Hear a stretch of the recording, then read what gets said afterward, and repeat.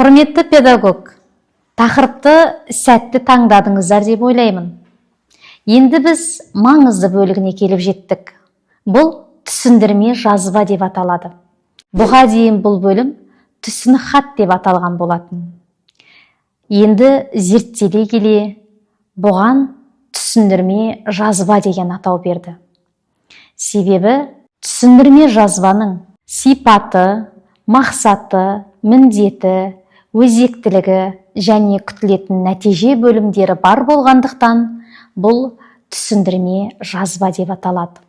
Ал түсінік хат үлгілік бағдарламада жүретін жыл сайынғы біздің күнтізбелік тақырыптық жоспарлауымыздың алдында жүретін түсінік хатқа байланысты болып отыр. Ал алғы сөз дегеніміз белгілі бір автордың шығармашылық жұмысына берілетін баға.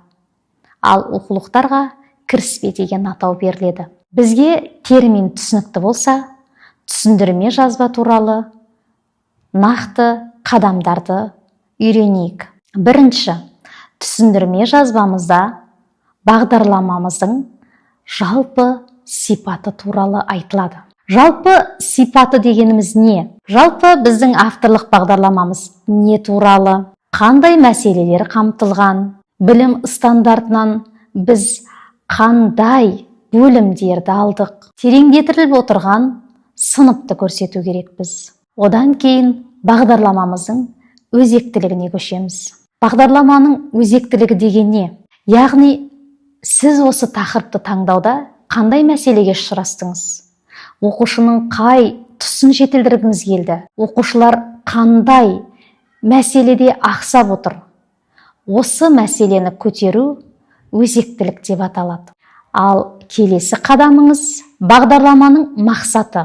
Сіз мақсатты айқын, нақты қоясыз. Бұл мақсатта әсіресе оқушылардың жаңартылған білім мазмұнына сай функционалдық сауаттылықты арттыру, ұлттық құндылықтарды дарыту секілді мәселелерді де қамтисыз. Одан кейін осы мақсаттан міндеттер шығады.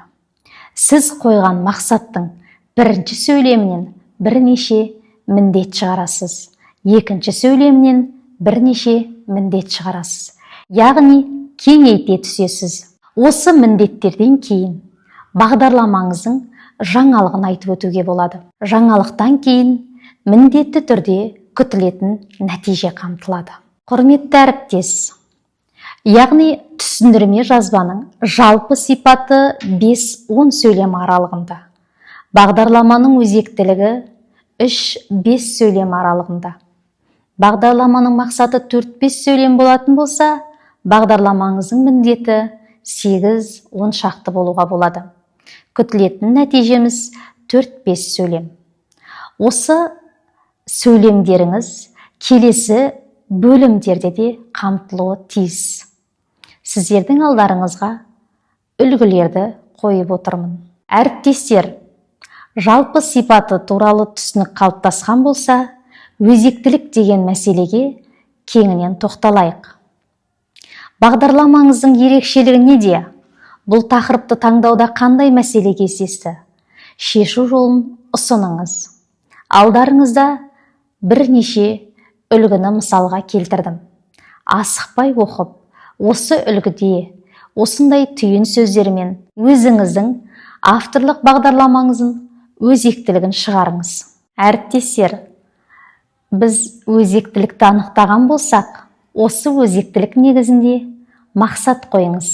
Мысалы, қазақ тілі пәнінде мынадай бағдарламаның мақсаты тұр. Қазақ тілінің сөз құрамы туралы теорияны тереңдету, қосымшаның түрлерін практикада қолдану, тәжірибесін жетілдіру деген секілді. Немесе математикада айналадағы түрлі техникалардың машина, трактор, арба, комбайн, тағы да басқа салдарынан туындаған математикалық есептер арқылы математика пәні бойынша ойлаудың математикалық стилін, интеллектуалдық және сезімталдық қасиеттерді оқушыларға қалыптастыру деген секілді. Немесе тарих пәнінде оқушыларды алаш қозғалысының тарихы мен тереңірек таныстыру дейді. Немесе биология пәнінде авторлық бағдарламаның мақсатын былай қояды: оқушыларға жаратылыстың тылсым дүниесі, тіршілік жайлы терең де тиянақты білім берудің бағыттарын күшейту,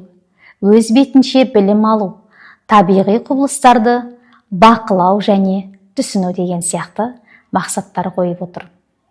Осы үлгілерді басшылыққа ала отырып, сіз де өз бағдарламаңызға мақсат қоя аласыз. Құрметті әріптес, мақсат қойғаннан кейін осы мақсаттан алшақтамай біз міндеттер қоямыз.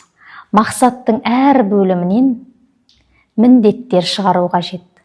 Мақсатты кеңейтіп, жүзеге асу жолын көрсету біздің міндеттеріміз болып табылады. Үлгіге қараймыз, жұмыстанамыз. Міндеттерімізді қойып болған болсақ, біз енді күтілетін нәтижені жазамыз.